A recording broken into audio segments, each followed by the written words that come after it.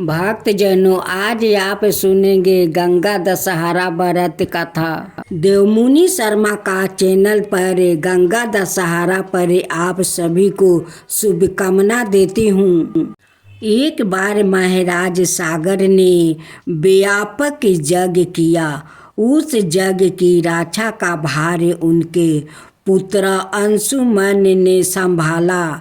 इंद्र ने सागर के यज्ञ घोड़ा का अपहरण कर लिया। यह यज्ञ के लिए विधन था।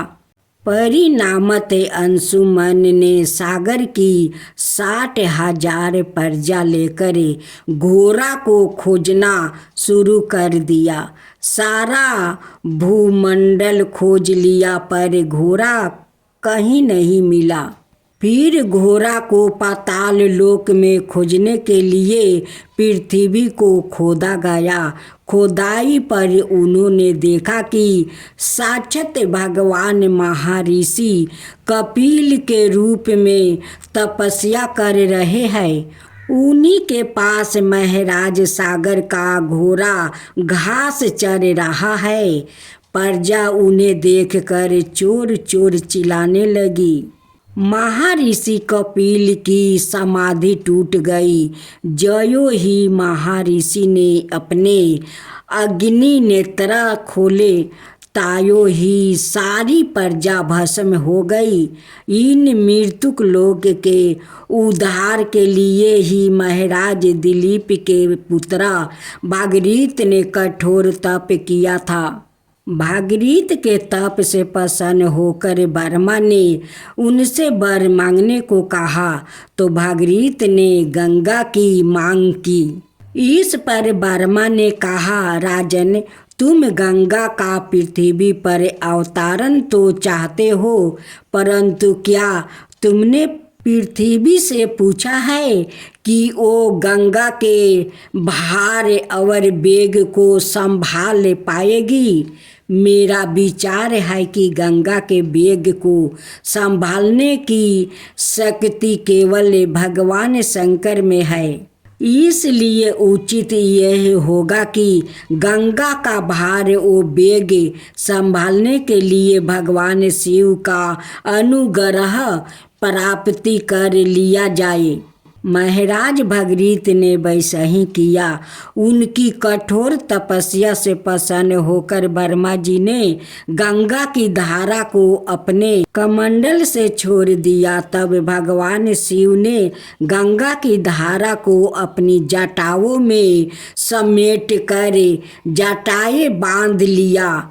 इसका परिणाम यह हुआ कि गंगा को जटाओं से बाहर निकालने का पथ नहीं मिल सका। अब महाराज भागीरथ को और भी अधिक चिंता हुई।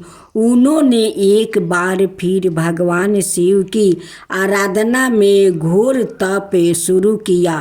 तब कहीं भगवान शिव ने गंगा की धारा को मुक्त करने का वरदान दिया।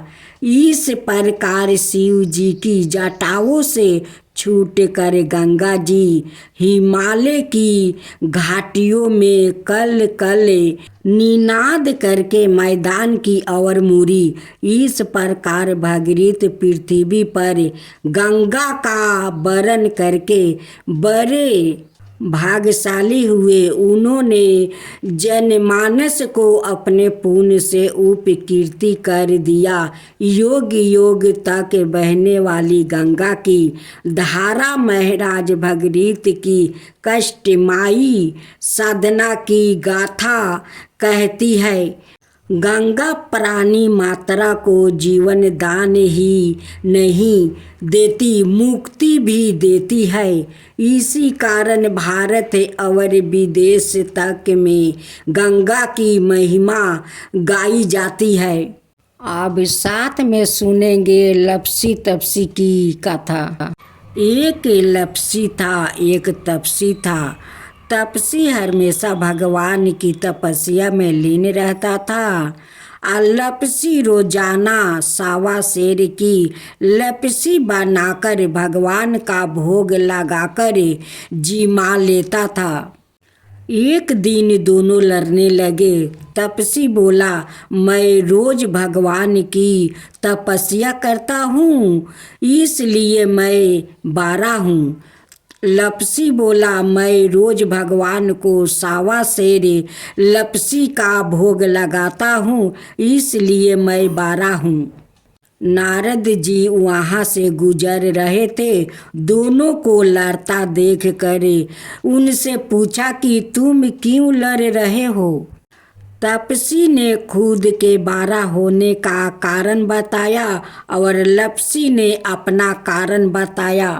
नारद जी बोले, तुम्हारा फैसला मैं कर दूंगा। दूसरे दिन लपसी और तपसी नहाकर अपनी रोज की भांति करने आए तो नारद जी ने छुप कर 1.25 करोड़ की एक एक अंगूठी उन दोनों के आगे रख दिया।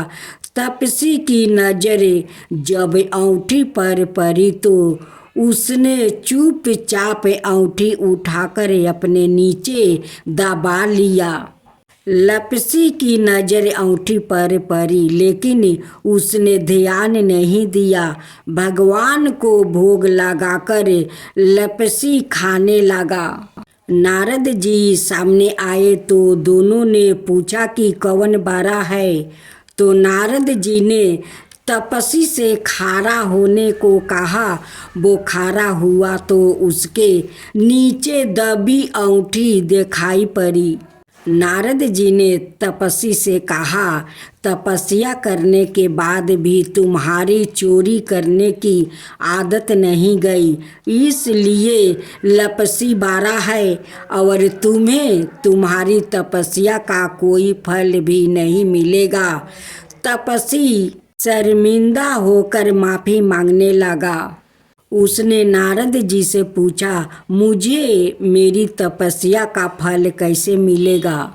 नारद जी ने कहा, यदि कोई गाय और कुत्ते की रोटी नहीं बनाएगा तो फल तुझे मिलेगा। यदि कोई ब्राह्मण को भोजन करवाकर दक्षिणा नहीं देगा तो फल तुझे मिलेगा।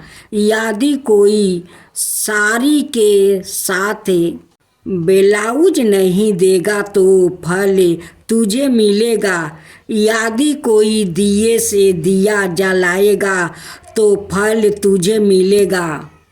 यदि कोई सारी कहानी सुने लेकिन तुम्हारी कहानी नहीं सुने तो फल तुझे मिलेगा। उसी दिन से हर व्रत कथा कहानी के साथ लपसी तपसी की कहानी भी सुनी और कही जाती है। अब साथ में सुने माँ लक्ष्मी की कथा। यह व्रत करने वाले स्त्री और पुरुष दोनों मन से स्वस्थ और आनंदमय होने चाहिए।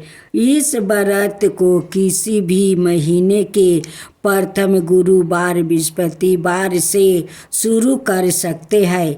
विधि नियम अनुसार हर गुरुवार को माँ लक्ष्मी व्रत करें। श्री महालक्ष्मी की व्रत कथा को पढ़े। लगातार 8 गुरुवार को व्रत पालन करने पर अंतिम गुरुवार को समापन करें। वैसे यह व्रत पूजा पूरे बरस भर में कर सकते हैं।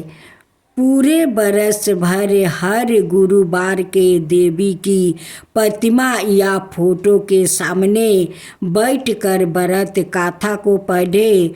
शेष गुरुवार के दिन 8 सुहागिनों या कुंवारियों कन्याओं को आमंत्रित करें।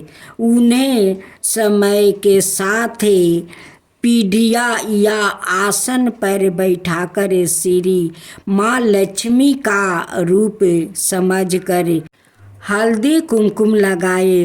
पूजा की समाप्ति पर फल प्रसाद वितरण करें और इस कथा की एक प्रति उन्हें देखकर नमस्कार करें। केवल नारी ही नहीं अपितु पुरुष भी यह पूजा कर सकते हैं। वो सुहागिन या को आमंत्रित करे, उन्हें हाथ में हल्दी कुमकुम प्रदान करे और व्रत कथा की एक प्रति देख कर उन्हें प्रणाम करे। पुरुषों को भी इस व्रत कथा को पढ़ना चाहिए। जिस दिन व्रत को उपवास करे, दूध फलहार करे, खाली पेट ना रहे, रात को भोजन से पहले देवी को भोग लगाए और परिवार के साथ भोजन करे। पद्म पुराण में यह व्रत गृहस्थ जनों के लिए बताया गया है। इस पूजा को पति पत्नी मिल कर सकते हैं। अगर किसी कारण पूजा में बाधा आए तो औरों से पूजा करवा लेना चाहिए, पर खुद उपवास अवश्य करे। उस गुरुवार को गिनती में ना ले। अगर किसी दूसरी पूजा का उपवास गुरुवार को आए तो भी यह पूजा की जा सकती है। दिन में भी पूजा कर सकती है, रात में भी पूजा की जा सकती है। दिन में उपवास करे और रात में पूजा के बाद भोजन करे। इस व्रत कथा को सुनने के लिए अपने आस पड़ोस के लोगों को, रिश्तेदारों को और घर के लोगों को बुलाए। व्रत कथा को पढ़ते समय शांति और एकाग्रता होकर पढ़े। अब दूसरी महालक्ष्मी की कथा सुने। एक बार महालक्ष्मी जी के मन में आया कि जाकर उस राजा के राजप्रसाद में रहे, इससे दोगुनी धन दौलत की प्राप्ति होगी और वो इस धन दौलत से अपनी प्रजा को और सुख दे पाएगा। गरीब के घर आकर रहे और उस धन दौलत प्राप्ति हो तो वो स्वार्थी की तरह केवल अपने ऊपर ही खर्चा करेगा। यह सोचकर श्री महालक्ष्मी जी ने बूढ़ी ब्राह्मण स्त्री का रूप धारण किया, हाथ में लाठी लिया। लाठी के सहारे रानी के द्वार तक पहुंची। यापी उन्होंने बुढ़िया औरत का रूप धारण किया था, पर उनके चेहरे पर देवी का तेज था। उन्होंने देखते ही एक दासी सामने आई। उसने उनका नाम धाम काम धर्म पूछ डाली। वृद्ध ब्राह्मणी का रूप धारी माता लक्ष्मी ने कहा, बालिके, मेरा नाम कमला है, मेरे पति का नाम भुवनेश है, हम द्वारिका में रहते हैं। तुम्हारी रानी पिछले जन्म में एक बेश्या की पत्नी थी। वो बेश्या गरीब थी। द्वारिका के कारण हर रोज घर में झगड़े होते थे और उसका पति रोज उसे मारता था। इन बातों से तंग आकर वो घर छोड़कर चली गई और वन जंगल में खाली पेट भटकने लगी। उसकी इस दुर्दशा पर मुझे दया आई, तब मैंने उसे सुख संपत्ति देने वाली श्री महालक्ष्मी की कथा सुनाई। मेरे कहने पर उसने श्री महालक्ष्मी का व्रत किया। श्री महालक्ष्मी प्रसन्न हुई, उसकी गरीबी दूर हुई, उसका घर संसार दौलत संपत्ति से भर गया। बाद में पति पत्नी दोनों परलोक सिधर गया। लक्ष्मी व्रत करने के कारण वो लक्ष्मी लोक में रहने लगे। उन्होंने जितने साल महालक्ष्मी का व्रत किया उतने हजारों साल उन्हें सुख भोग मिला। इस जन्म में उसका जन्म राजघराने में हुआ, परंतु वो श्री लक्ष्मी का व्रत करना भूल गया। उसे यह याद दिलाने के लिए आया हूँ, परंतु वो श्री लक्ष्मी का व्रत करना भूल गया है। उसे यह याद दिलाने के लिए मैं आई हूँ। बुढ़िया की बेटे सुनकर दासी ने उन्हें प्रणाम किया और श्री लक्ष्मी का व्रत किस तरह किया जाए इस बारे में पूछा। बुढ़िया रूपधारी किए हुए श्री लक्ष्मी माता ने दासी को पूजा की विधि और महिमा बताई। इसके बाद वो दासी माता को प्रणाम करके रानी को बताने अंदर चली गई। राजभवन में रहते हुए रानी को अपने ऐश्वर्य पर बहुत घमंड हुआ था। संपत्ति अधिकार की वजह से वो जन्मत हो गई थी। दासी द्वार बताई गई। बुढ़िया की बात सुनकर वो आगे बबूला होकर और राज द्वार पर आकर बुढ़िया रूपी श्री लक्ष्मी पर बरस पड़ी। उसे यह मालूम नहीं था कि श्री लक्ष्मी माता बुढ़िया का रूप धारण किया द्वार तक आई है। परंतु रानी का इस कदर रूखा बर्ताव और अपना अनादर देखकर माता ने वहाँ ठहरना ठीक नहीं समझी। वो वहाँ से चल पड़ी। राह में उन्हें राजकुमारी स्वयंबाला मिली। उन्होंने स्वयंबाला को सारी बात बताई। स्वयंबाला ने अपनी अवर से श्री लक्ष्मी माता से क्षमा मांगी। माता को उस पर दया आई। उन्होंने स्वयंबाला को श्री लक्ष्मी व्रत के बारे में बताया। उस दिन जेठ माह का पहला गुरुवार था। स्वयंबाला ने परम श्रद्धा से श्री लक्ष्मी का व्रत रखा। फल स्वरूप राजा सिद्धेश्वर के पुत्री मालाधर से उसका विवाह हुआ। वो धन दौलत ऐश्वर्य भवन से माला माल हो गई। पति के साथ ससुराल में आनंद से दिन बिताने लगी। जय तुलसी माता, जय तुलसी माता। एक परिवार में ननद भाभी रहती थी। ननद अभी तक कुंवारी थी। वो तुलसी की बड़ी सेवा करती थी, पर भाभी को यह सब फूटी आंखें नहीं सुहाता था। कभी कभी तो वो गुस्से में कहती कि जब तेरा विवाह होगा तो तुलसी ही खाने को दूंगी और तुलसी ही तेरे दहेज में दूंगी। याथा समय जब ननद की शादी हुई तो उसकी भाभी ने बारातियों को सामने तुलसी का गमला फोड़ कर रख दिया। भगवान की कृपा से वो गमला स्वादिष्ट व्यंजनों में बदल गया। गहनों के बदले भाभी ने ननद को तुलसी की मंजीरी पहना दिया तो वो सोने के आभूषण में बदल गई। वस्तु के स्थान पर तुलसी का जनेऊ रख दिया तो वो रेशमी वस्तु में बदल गया। ससुराल में उसके दहेज आदि के बारे में बहुत बड़ाई हुई। इस पर भाभी को बड़ा आश्चर्य हुआ और तुलसी जी की पूजा का महत्व उसकी समझ में आ गया। भाभी की एक बेटी थी। वो अपनी बेटी से कहती कि तू भी तुलसी की सेवा किया करे, तुझे भी बुआ की तरह फल मिलेगा।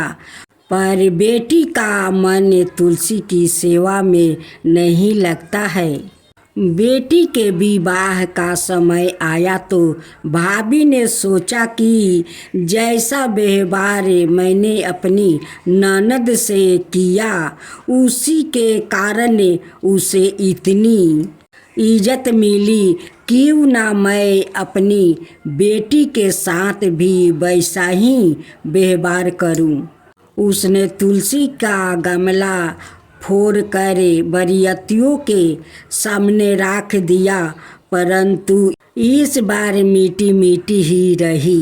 मंजीरी ओ पत्ते भी अपने पूरब रूप में ही रहे और जनेऊ जनेऊ ही रहा। सभी बाराती भाभी की बुराई करने लगे। ससुराल में सभी बेटी की बुराई कर रहे थे। भाभी ननद को कभी घर नहीं बुलाती। भाई ने सोचा मैं ही बहन से मिल आऊं। उसने अपनी अच्छा पत्नी को बताई और सौगात लेकर जाने के लिए कुछ मांगा। भाभी ने थैले में जुआर भरकर कहा, और तो कुछ है नहीं, यही ले जाओ। वो दुखी मन से चल दिया। भाला बहन के घर कोई जुआर लेकर आता है। बहन के नगर के समीप पहुंचकर उसने एक गौशाला में गाय के सामने जुआर का थैला उलीट दिया।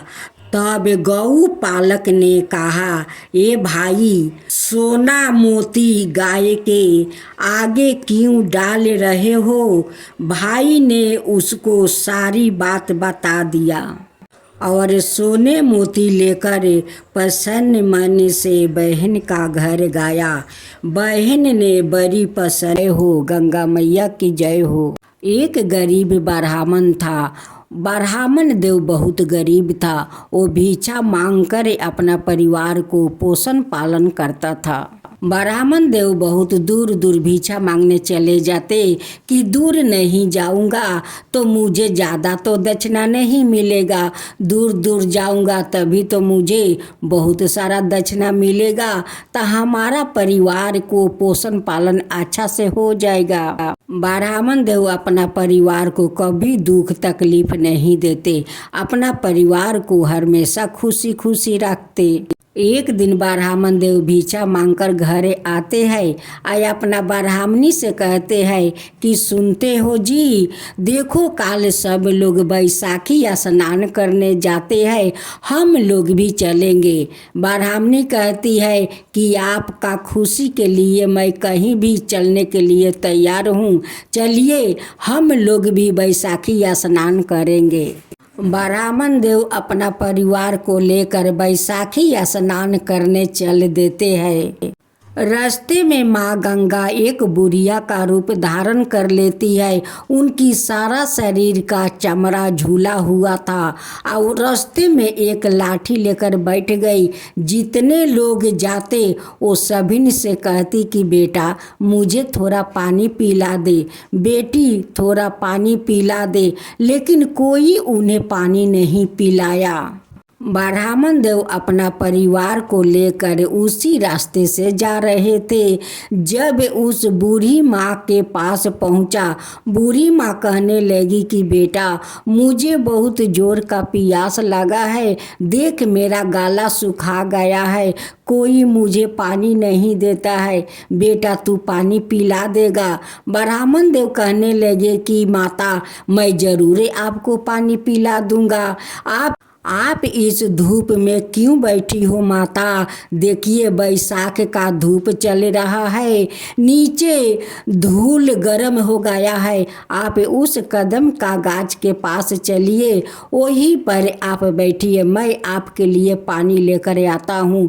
ब्राह्मण देव जाते हैं, एक चुकिया में पानी लेकर आते हैं और उससे बूढ़ी माँ को पानी पिला देते हैं। बूढ़ी माँ पानी पी कर उनकी आत्मा को शांति मिल जाता है। बूढ़ी माई पानी पी कर उस ब्राह्मण को बहुत बहुत आशीर्वाद देने लगती है। कहती है कि बेटा, जैसे तू मुझे पानी पिला कर मुझे जुड़वाया है, वैसे ही तेरा परिवार जुड़ाएगा, सुखी रहेगा, उसका कभी दुख तकलीफ नहीं होगा बेटा। ब्राह्मण देव कहते हैं कि माता, मेरे पास तो खाने के लिए कुछ नहीं है, मैं तो भिक्षा मांग कर अपना परिवार को पोषण पालन करती हूँ। मैं गंगा स्नान करने जाती हूँ, जब बैसाखी स्नान करके वहाँ से लौटूंगी तो आप यही कदम के गाछ के पास बैठे रहिए, कहीं मत जाइए। जो मिलेगा मेला में वही आपके लिए मैं ले आऊँगा, आप यहाँ पर बैठकर खाइए माता, कहीं मत जाइए। कहती है कि ठीक है बेटा, तू जा, मैं यहीं पर बैठी रहूँगी। वो तो कोई बूढ़ी माँ तो थी नहीं, वो तो साक्षात माँ गंगा थी। ब्राह्मण देव अपना परिवार को लेकर जाते हैं, बैसाखी गंगा स्नान करते हैं। अपना पत्नी से कहते हैं कि देखो, मैं यही घाट पर एक गमछा बिछा देती हूँ, आते जाते लोग तो कुछ ना कुछ तो दान दे ही देंगे, कुछ पैसा, कुछ चिवड़ा, कुछ मूढ़ी तो दे ही देंगे, वही हम लोग खाकर तब चलेंगे और उसी में से कुछ बचाकर उस बूढ़ी माई के लिए ले चलेंगे। ब्राह्मण देव वही पर गामछा बिछाकर बैठ जाते हैं।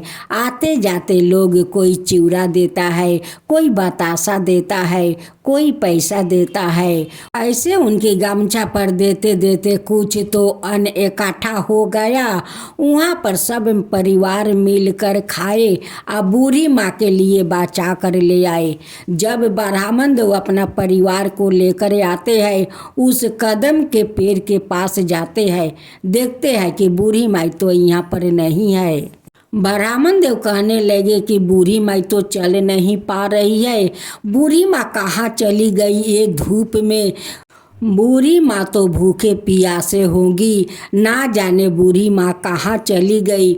उन्हें तो मैं बोल कर गाया था कि माता, आप यहीं पर बैठे रहिए, कहीं मत जाइए, फिर भी बूढ़ी माता कहाँ न कहाँ चली गई। जब ब्राह्मण देव अपना घर पहुँचते हैं, देखते हैं कि बूढ़ी माई तो उनकी दरवाजे पर बैठी हुई है।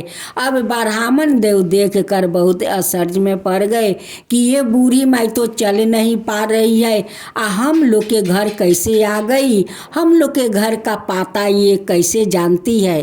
ब्राह्मण देव उस बूढ़ी माई से पूछते हैं कि माँ, आप तो चल नहीं पा रही है, आप कैसे यहाँ पर आ गई, आपको पता कैसे चला कि ये मेरा घर है?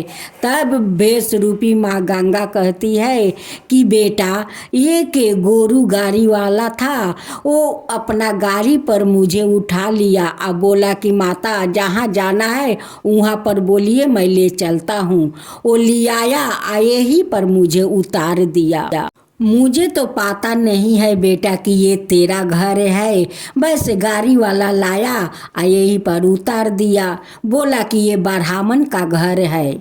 लेकिन माँ गंगा को तो सब कुछ पता है, उनकी दुख तकलीफ भी पता है, उनकी घर दुआर भी पता है। माँ से भला कुछ छुपता है? माँ तो सब देखती है, सब जानती है। ब्राह्मण देव कहने लगे कि माता, आपको तो बहुत भूख लगी होगी, लीजिए चिवड़ा और बतासा खा लीजिए, और खा कर यही चौकी पर आप सो जाइए, आराम कीजिए। जब रात को ब्राह्मण परिवार सो गया तो माँ गंगा भला कैसे सोती? वो उठ कर अपना चरण उनकी दरवाजे पर छोड़ देती है। एक मोहर भरा कलश उनकी दरवाजा पर रख कर माँ गंगा तो अंतर्ध्यान हो जाती है। जब सुबह हुआ तो ब्राह्मण ब्राह्मणी का आँख खुला, वो आकर माता को देखने लगे। देखते हैं कि चौकी पर तो माता है नहीं, यहाँ पर तो दो चरण पलुका है, मोहर भरे कलश है। अब तो ब्राह्मणी कहती है कि स्वामी, वो कोई बूढ़ी माई नहीं थी, वो तो माँ गंगा थी, साक्षात माँ गंगा थी। आप जो माँ को वहाँ पर पानी पियाया था उसकी कर्ज माँ चुकाया है। घर में जो बतासा चिवड़ा खिलाए थे उनकी कर्ज माँ चुका कर चली गई।